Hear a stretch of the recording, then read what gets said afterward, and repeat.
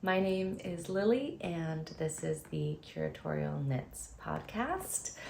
It is morning here. I hardly ever film in the morning, but I realized I hadn't filmed in so long, and I was really missing it and feeling like I had a ton to catch up on.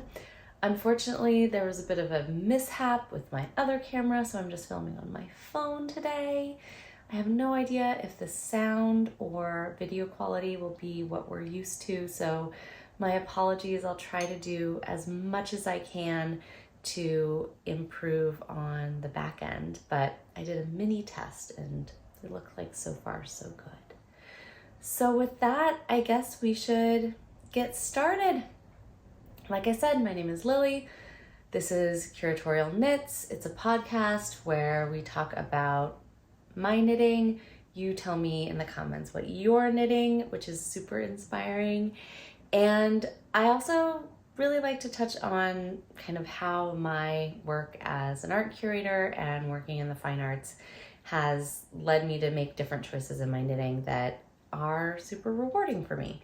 So it is a gloomy morning here in Oakland, California. The sun is fighting really hard to come through the clouds. I'm rooting it on. Unfortunately though, I have to say, I'm not sure it's gonna win. It has been so socked in just for weeks, and we had one beautiful, gloriously sunny day this week, and then the fog just descended.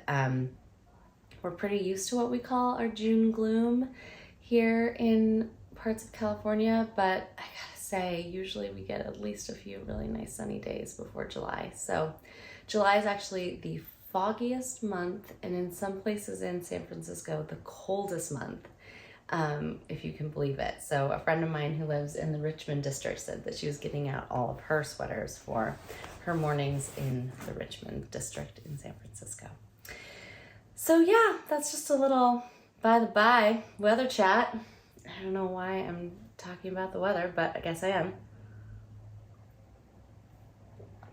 Drinking a nice warm cup of coffee out of my Ojai ice cream mug, which I realize is a little bit dirty, but that's what happens when you microwave your coffee 3 times. So yes, I got this when I was down visiting my family in Ojai, California earlier this month, which was delightful. And they've redone the whole little downtown ice cream parlor, which is where my good friend used to work, and she would sneak me Swedish fish candy sometimes. So, shh, don't tell. Anyway, so knitting. I am wearing one of my finished objects. I have 3 finished objects today, which is kind of shocking unless you know what I know, which is that 2 of them are t-shirts. So Easy V by Caitlin Hunter. This was such an enjoyable knit. I'm super, super happy with the way that it turned out. I knit it at a different gauge than instructed in the pattern. Instead of using DK, I used a sport weight yarn, but I used the same needles. So it's just, the fabric's much looser. As you can see, it's not a super dense fabric. There's actually points where the yarn gets quite thin, and so there's a little dappling. And the yarn I used is Sprite from Ritual Dyes, and this is the color Forget Me Not, I think. I will link all of the yarns and descriptions and colorways and patterns in the description box below, so head there for my specifics if I lose my train of thought. Sprite is a Rambouillet wool. That's this light blue main color. I had originally purchased it for another, I think, Caitlin Hunter pattern, but I just really loved the idea of having the Easy V, which has a super open neckline and a more open gauge and with a looser fabric. So I think it's also a really good fit for the colors that I was able to use. I used scraps of my Wandering Flock DK, which clumped up really nicely, and then 2 different colors of SpinCycle's larger base, which is called Dyed in the Wool and Dream State. That's it, Dream State. I held the SpinCycle with leftover bits of mohair that were just scraps, and you really don't need a lot of your contrast colors. I knit a size 3, and I used barely any of these kind of scraps and leftover yarns for my contrast colors. I really, really love this neckline. I know that Caitlin Hunter has a couple other sweaters with a similar neckline. I will definitely be making those. Even though I did use a pattern kind of hack to open up the neckline and create a wider neckline on my Great Gingham sweater, I feel like it doesn't have the same kind of structure that this V-neck has, and I love it. I absolutely love it. It's super easy to wear, and yeah, this I feel like was a really good finished object for me. It feels like something that I'm gonna wear a lot, so I'm super happy with it. In other FO news, I did join the bandwagon inspired by Tracy of the Grocery Girls Knits to knit Missoula. I think that's wrong. I'll post it below. T-shirt. This is so much fun to knit. It's a really, really beautiful, easy pattern. I love the simple cables that divide the color work.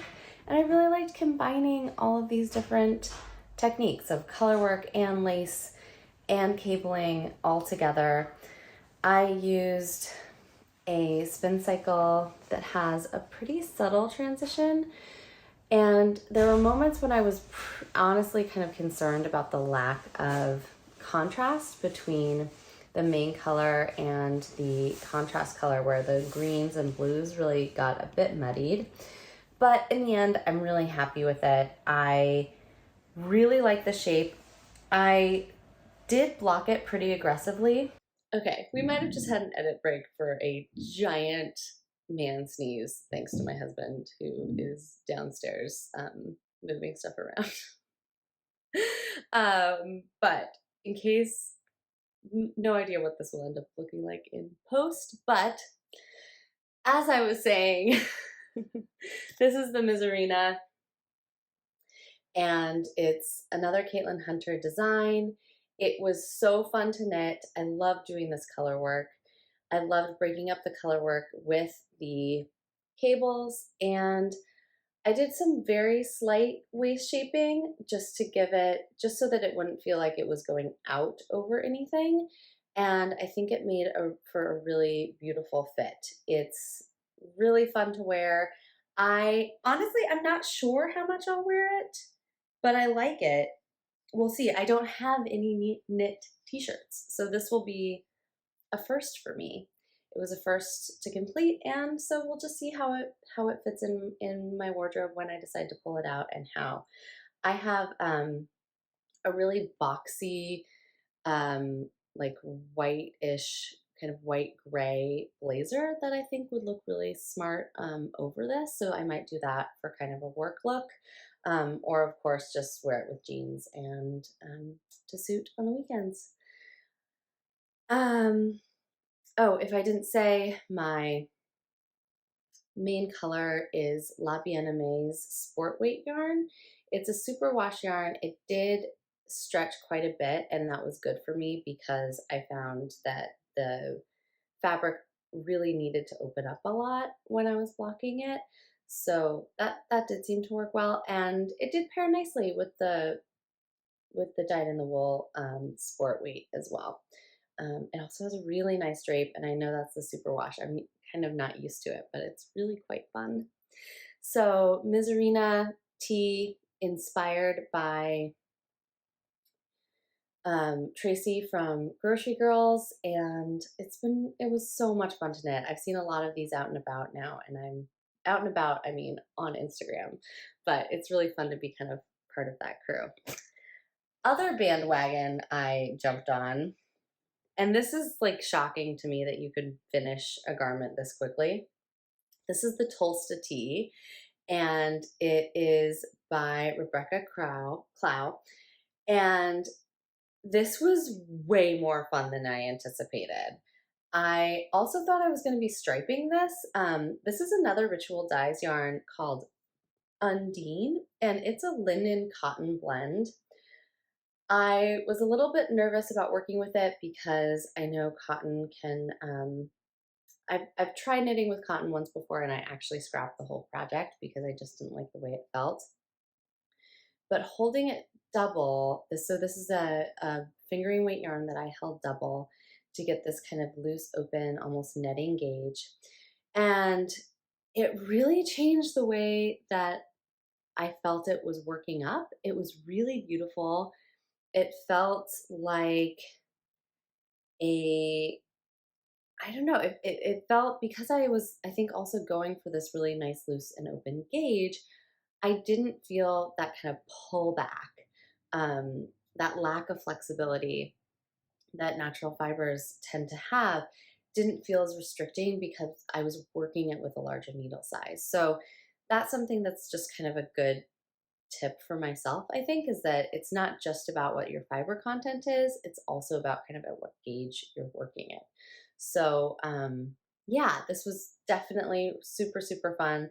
I used the kind of styling guide and style rubric that comes with the pattern because it's a very straightforward pattern, which is, I think, great, because then it comes with all these different opportunities to engage with it and make it your own. And as part of the pattern, you get a kind of like a lookbook, basically, of how other folks have, particularly testers, have changed and altered their own garments.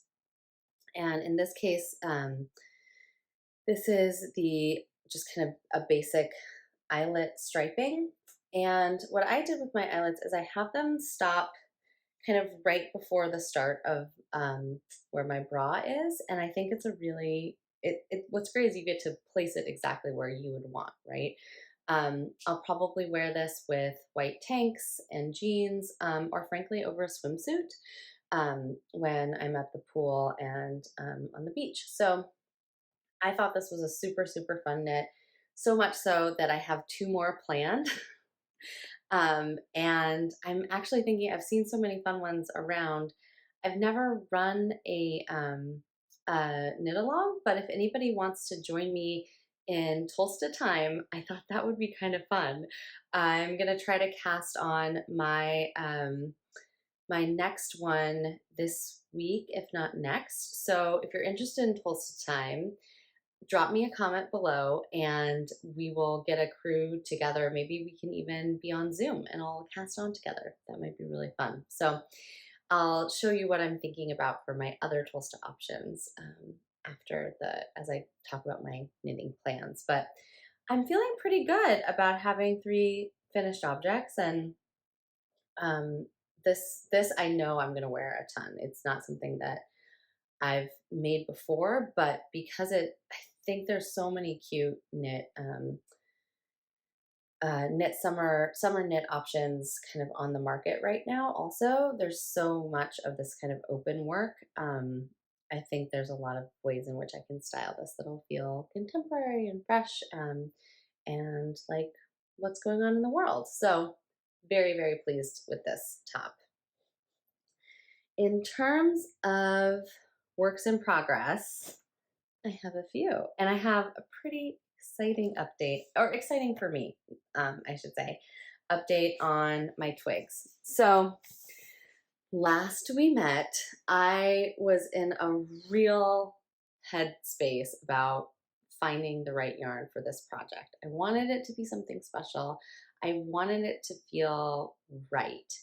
And I'm so glad that I waited. I listened to a lot of y'all's comments, and I ended up foregoing all of the SpinCycle color changing yarn choices. So that was a little bit sad because I really loved that particular colorway from Lavender Yarns. The greens and yellows and pinks were so beautiful. And now I just have it for another project. So feeling okay about that. And I'm super excited about what I landed on. I had first looked into the Lavender Yarns, an Italian yarn maker, and their sport weight. But when it arrived and the yarns that I was showing last time, they're really, really plump.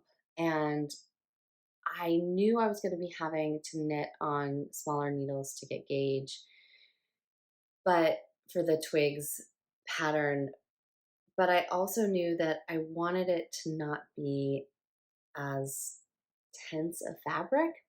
So but I loved the colors. So I went back to, I found a few US based resources for this yarn, and I started investigating their other base called a Chic Blend. And now this is a fingering weight yarn. It's supposed to get a gauge of 24 to 26 stitches per inch, and I'm knitting it and getting 20. The gauge, the written for gauge of this garment is 29 stitches per inch. I'm getting 28, but it was quite frankly like as far down in needle size as I was going to go. I'm knitting my color work on 1.5 millimeter needles. I know, of course, now that my work will be, my final piece will be bigger than the schematic, and I'm fine with that. It's supposed to be an oversized garment. Even if I'm swimming in it, I'm really excited about it. So, in any case, I am absolutely in love with this yarn. I'm so glad I kind of trusted my gut and knew that what the other options I had in front of me weren't right for the project. I think that this is one of the few times when my perfectionist nature steered me properly. And I'm really, really happy with the outcome. I'll talk you through all my colors, but just to kind of give you an update on where the piece is currently. I did a folded over neckband. I just really like the way that that sits on me a bit better. And I also knew how kind of large the garment is going to be, and I just wanted a little bit more substance to balance that out on the top. So I just did my 1x1 rib and then folded that over. I did knit my ribbing on size 0 needles, which it might not look like to others, but I am a loose knitter, and quite frankly, that's as low as I was gonna go. And then here comes my color work. Instead of just having 2 contrast colors, I thought it would be really, really fun to see how the colors all play together. And I am catching, as you'll see, into a little float peak.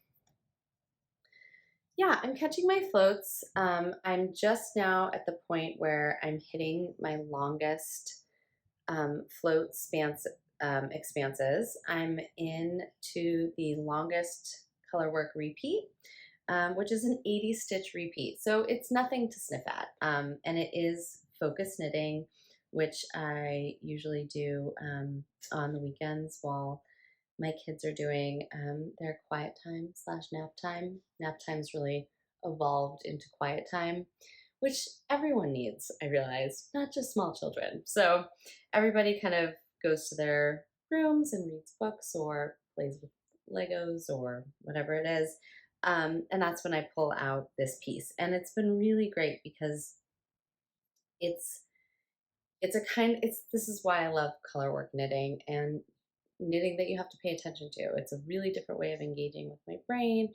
I feel a sense of creativity, a sense of making, but also an attunement, a real kind of alertness that's not stressful.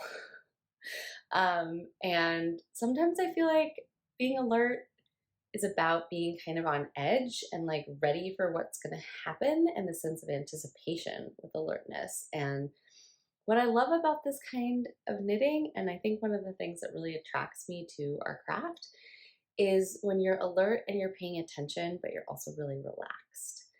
And that's just a huge gift. And it comes to me sometimes in my work life, particularly when I'm writing, if I get into a nice flow state with my writing. But I don't know. It's just, yeah, that's why we love doing this work. So I'm here for it, as I like to say. So we're here for it. And I am absolutely loving it. I think so. My swatch puffed up beautifully, and I think that this is going to be a really, really magical combination of colors, and I'm really excited to see how the final garment kind of loosens, plumps, and then kind of amplifies the color work once it's complete. The colors that I decided to go with, and I should say a Chic Blend is a really interesting blend. So it is wool with 60% wool with 20% alpaca and 20% mohair. So it has a really beautiful drape from that alpaca. It has a beautiful halo from the mohair. But with 60% wool, you're not going to get something super stretched out. I did check a bazillion Ravelry pages. And then the mohair also gives you not just the halo, but a firmer kind of structure too, I think. So I'm really, really excited about this, and I'm really thrilled with it. It's been such a joy to handle and to work with. So the colors I'm working with, I have this beautiful teal, which just hit my sweet spot, a very green teal. And it is called Selva, which I love.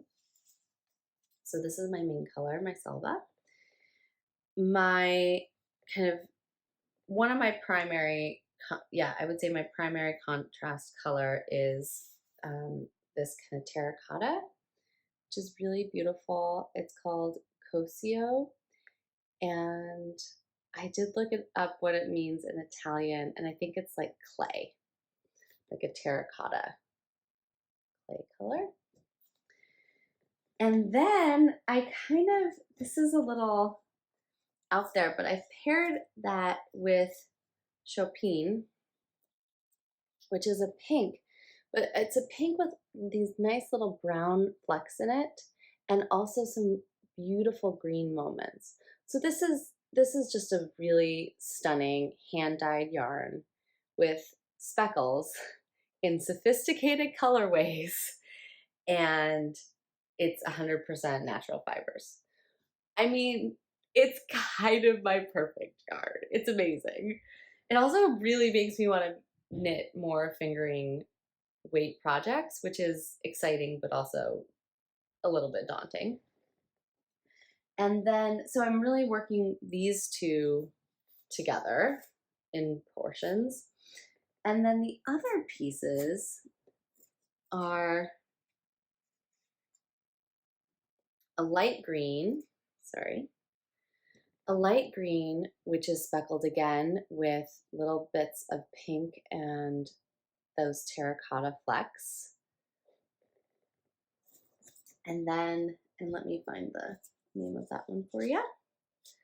Ba, ba, ba, ba. I did keep my ball bands, I promise. Did I not keep those? No, I did. This is Monet. I should have remembered that. It's really beautiful.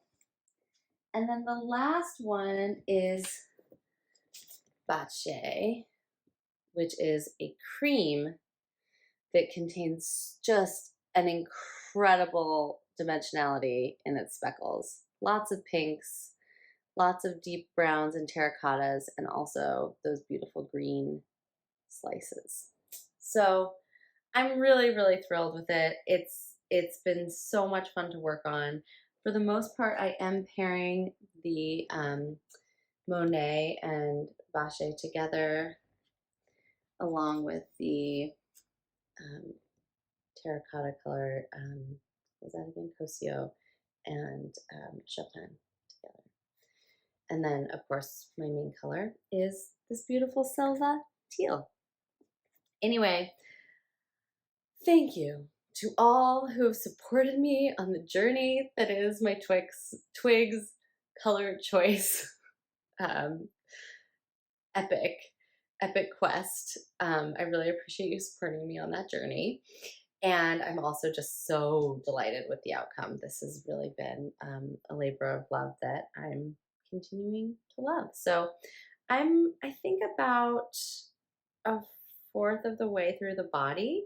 And I'm really excited for the next, just to kind of get to that next sequence. So I'm over halfway done with the largest panel of work, of color work, and then I'll be on to another smaller repeat, you know, going from an 80 stitch repeat where you really have to have that attunement and attention to one of these quick little, like, you know, 4 of one color, 2 of another color, 4 of one color, 3 of another color. It's so fun. Then you get that quick rhythm to kind of move you along.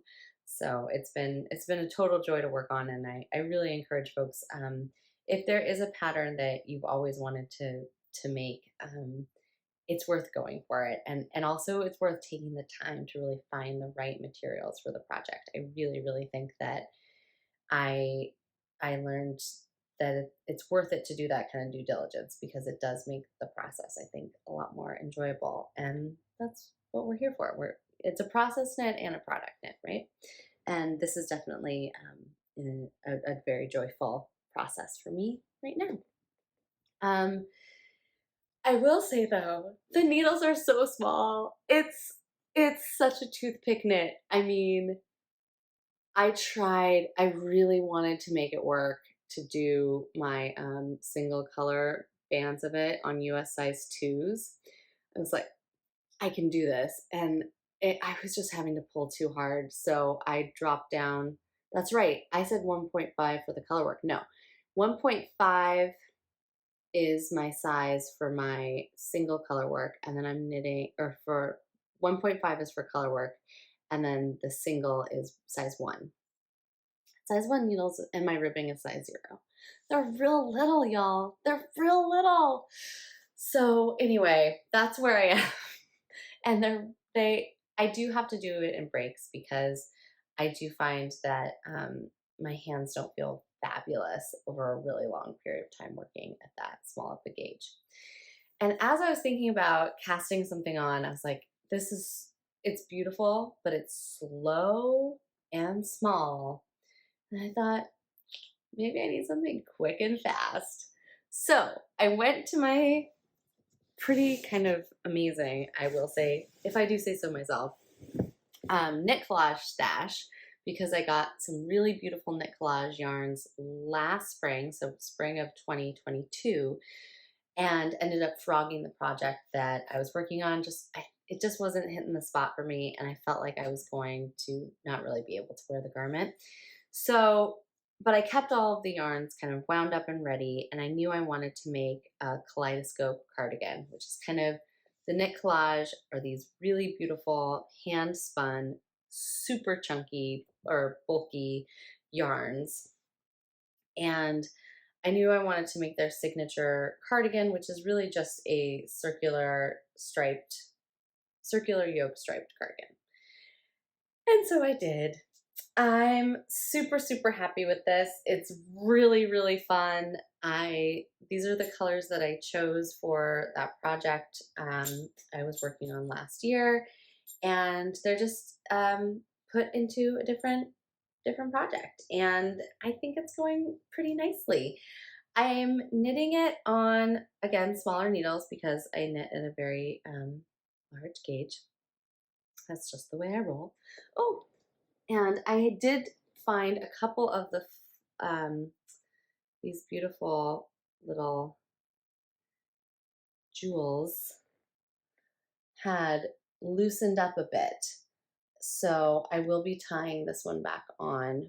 That's the only time that's happened to me, but I did have it happen twice with this particular yarn. So you can see, here's some more of them. Here, those little jeweled flowers. And it is so much fun to knit with the goodies that come through on the bedazzled yarns, I guess they are. I'm also working with the fabric yarns. So these are really beautiful. I think it's hand blocked dyed cotton, organic cotton. So I have 2 of those. Oh no, I have 3 of those, which are really fun to work with. And also really different. And it's fun sometimes just to like do something really out of your comfort zone. And it is so fast. It feels really productive. I think I did the entire yoke and split for sleeves in like one evening. I mean, it's not a lot of stitches, to be fair. But especially when working on something like the Twigs, it's really rewarding to have, you know, big old funky chunky knit. And I have been seeing these large knits kind of a lot on the street. Obviously this one has quite a bit of bling in it.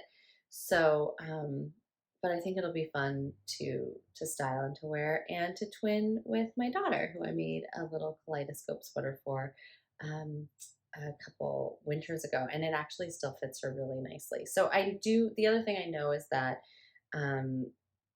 these yarns do kind of open up quite a bit.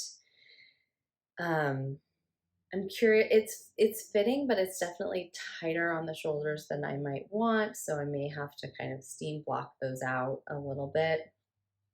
In general, though, it's really satisfying and really fun. And yeah, that should be, maybe I'll finish it this weekend. That would be kind of nice. And then my third whip is I kind of surprised myself, actually. I had at least 2 other things I was going to cast on this summer before I got to this project, but I didn't. And I think that with all of the different colors going on, I wanted something really straightforward. So I cast on my Guernsey Gensler from Sandnes Garn. And I will show you the photo when I find it. Apologies. Here we go. Here. Yeah, I'm doing it. It's happening. And I am using the Double Sunday. The yarns, one of the yarns listed as the Sandnes Garn Double Sunday. The color I'm using is Putty, which is a very cool off-white. A lot of the off-whites that I found were just really, really warm, and I just didn't think that they worked too well for me. And I'm holding it with, instead of a mohair, I'm holding it with their 100% alpaca, which I'm really, really thrilled with. And if you, like me, find the tin silk mohair from Sandnes Garn to be really great, but quite hefty for what it is, I really, really recommend this small string of alpaca. It's lace weight. It doesn't add a lot of bulk, but it adds a really beautiful halo. I'm just, oh no, oh, I thought I finished my row. Anywhoots, I'm just working on the back panel. I have this lovely moss stitch. And yeah, it's really, really relaxing knitting. It's, you know, right now I'm knitting flat section, so at least one row is either a full knit row or a full purl row. There's a sense of kind of rhythm to it. I really, really love having all of this texture happening. And this is also I thought it was going to be a pure project, or pure project knit, because I just really wanted the item, but it's actually turned out to be a really kind of engaging and relaxing process knit as well. So I'm just starting the part where you do these wonderful little kind of lattice X's, and that's going really nicely. I'm really, really happy with it. I'm I don't like to give myself deadlines, but I'd really like to finish this in the next month, because I feel like it would be really, really great summer knit to have on the needles when it does start to get a little bit warmer, because even though the double Sunday is not super wash, it's not like a thick kind of woolly wool. It doesn't feel too itchy. It's really, really easy to work with. And yeah, I think it's going to be a really nice thing to handle during the warmer months, if it ever gets warmer, which I'm really hoping it does as soon as possible. Okay. What's next? Those are my 3 whips. Okay, plans. First off, my Tolsta time plans. I had originally thought that I was going to use that, my blue Undine, this awesome, I mean, it's such a great summer color too, isn't it? I thought I was going to stripe this with a navy, and I have this really cool Magpie Fibers silk and linen yarn called, what's it called? Equinox Sport. So I was really stoked on that. And it's a nice kind of dusty navy. I wouldn't say it's a super rich navy. They do call it navy. I don't know. It's a light navy. It's a light navy, but it's got great drape and feel. So I'm super excited to knit with it. And it just didn't, this just wasn't sitting well with me. It just wasn't the right kind of pairing, and that's fine. And I did have some of the teal of the Equinox Sport. So this one is called Magpie, right? This is their signature. Yeah, signature color Magpie. So I'm going to do my striped tee with this. And I have a little bit, I think a half a skein of this and this full skein. So it's going to be larger stripes, I think I'll have to do. But honestly, it just doesn't use that much yarn. I'm not entirely sure what kind of gauge I'm going to get. I need to do quite a bit of swatching because this is a sport weight. I'm not sure I can hold it double, or I don't think I'll have enough to hold it double. But I know that Rebecca is coming out with a fingering weight version, and I actually think that this is pretty close to a fingering weight gauge wise. So I could use this on her fingering weight version and just get a bit denser fabric, which I would be fine with. So that's my current plan. But yeah, I'm really excited about this. I loved knitting that first one, so I'm super stoked for number 2. And then the other thing I want to cast on next is a gift knit. It's a secret gift knit. I've made 2 sweaters for my husband. One, it was a chunky, oversized kind of sweater coat thing. It was really, really fun to make. It's called the Watkins. We call it his nap sweater. It's very cozy and perfect for a nap. I also made him a kind of more refined sweater with a bit of alpaca in it. It's fluffy and soft and very neutral, which was also a fun knit. And so I think he might be ready for color work, like a real piece of color work. So I'm going back to ye old Caitlin Hunter. This is the High Lonesome pattern, and I think that the way that the pattern is written, I really think will fit him well based on the measurements that I have for him and the measurements of his last sweater, which I did. The last sweater was by Petite Knit, and I'm now completely blanking on the name of it, but it has kind of saddle shoulders, and it's just a different vibe. So I think this will actually fit him a bit better. I'm also really excited about my yarn choices. I have this Goodwill from Pearl Soho, which I'm stoked on. It's just, this is I think it's called True Blue, sorry, Ocean Wave. It is a very true blue though, and closer to navy, but not as kind of washed out as the other. And there's a bit of dimensionality in it too, which is great. And then for my color work section, I'm using this Aimee, and I purchased this when I was getting ready to do my Lanark sweater, which I ended up using instead the La Bien Aimé's Corey Worsted. So that's the navy zipper sweater. I'll post a link to the video where I talk about that. But I thought I was going to be using this wool for that potentially. But this I think is a much better venue. And then I got some really cool Dream State for it. This is called Starstruck, and it's got a lot of really neat kind of more neutral colors, not as bright, but I think they'll change beautifully against the backdrop of blue.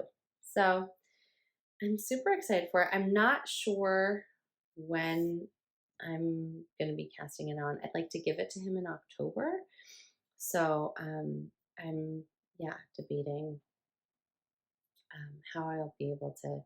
I want to cast it on early so that because it'll be some kind of secret knitting. So I have time to get it done in the times where he's not available to witness it. Does that make sense?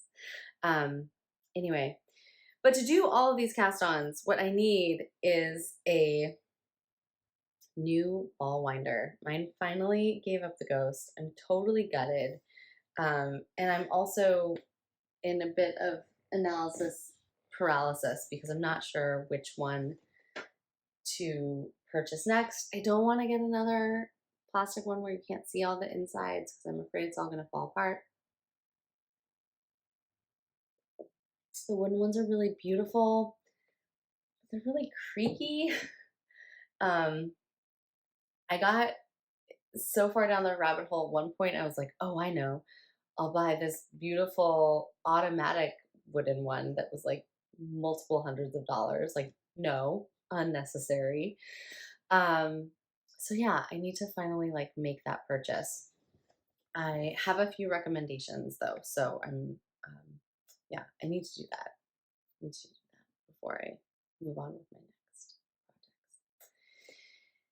projects. And I suppose that's about it. I do have a little bit of life updating stuff. Unfortunately, my family's had a few kind of health moments, so that's been a little bit stressful. But I also I'm feeling really, really lucky in terms of the kiddos who are super healthy and doing beautifully these days. So I'm feeling really grateful also that folks are kind of coming out of where they were with their health. So it was kind of stressful before, but I'm now kind of feeling a little bit more settled with all of that, which is great.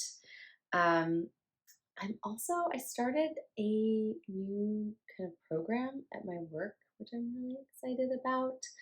We are doing a little summer school where there's kind of different topics over the course of 4 weeks where we talk about art collecting and different ways of collecting art and what to look for when you're collecting art and, buying art at auction and through galleries and interacting with artists and kind of the development of art history. So that was a really fun project to kind of put all together, and now it's actually happening. So we had our first convening of our summer school, which was really also, it was fun to call it summer school because people got really nostalgic about school, and most of our clients are really like lifelong learners. So yeah, that was super exciting. And it also kind of led me to think more about kind of teaching in general and how much I love it. And I think that making these YouTube videos has been a way for me to kind of engage more. Not that I'm teaching anything specific, because I'm not. I am not an expert. I usually say that at the beginning, but I'll say it here at the end. I'm really just an enthusiast when it comes to my knitting. But I do think that there are things in terms of the way that I approach the projects, which is pretty specific to this like hyper specific aesthetically attuned background that I kind of come from, and education that I've had.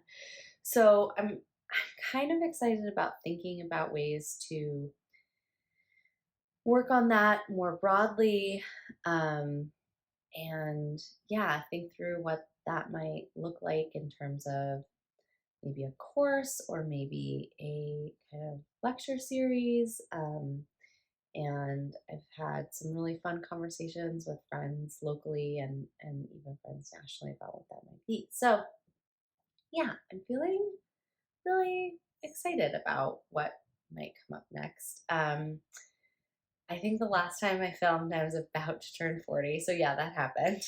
I'm 40. And it does feel a little bit like a different phase, right? It's a kind of new era. And I want to think about kind of what I've done over the last 20 years in terms of my career and what I've learned.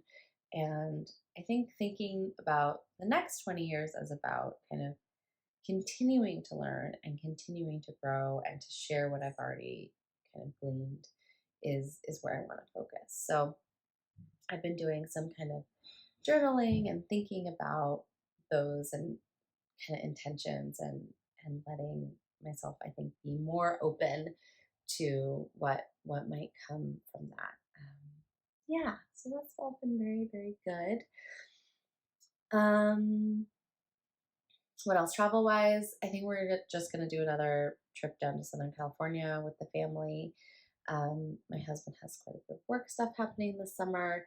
But I will be going to Chicago in the fall, which I'm super excited about. I love Chicago, such a great city, and I'm really, really excited about that. I'll be taking an artist with me who's based in Australia. She has a show that's opening, or that's open now, but she's going to be doing programming for a show that's outside of Chicago in Wisconsin, but I'm really excited about. I'm flying into Chicago and going to do some visits there. Obviously, thrilled about Wisconsin also, but that'll be like a really focused part of my work trip.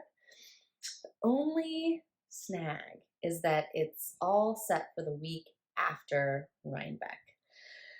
So what I'm trying to figure out is if I can fly from California to New York and maybe just do like 2 days. I'm not even sure if I can make it for that Thursday because we have another opening for work. So it might just be like Friday, Saturday, Sunday, or maybe even just Saturday, Sunday, and then I leave for Chicago that Monday. That's a long time to be gone from the kiddos. So yeah, I'm trying to kind of do some calendar Tetris, which is basically the story of my life, about that first week of October. Or is it the second week? Second week of October. So we'll see. We'll see what happens. But that's about it for me. I'm super thrilled that I kind of figured out how to hop on and go through the process again, to do some filming, and I just want to thank you for being here and sharing this virtual space together. And please let me know what you're working on, or if you have any questions at all. You can always drop those in the comments, and if you want to hear more about my work, you can always subscribe to the channel, Curatorial Knits. And if you put the little bell on, there's a picture of a bell, then you'll know when I get back to filming again, hopefully in not too long a time. Thank you all. Thank you for supporting me, putting myself out into the world, and I really hope that I can support you putting yourself out into the world, however you choose to do so. Thanks so much, and happy knitting. Bye.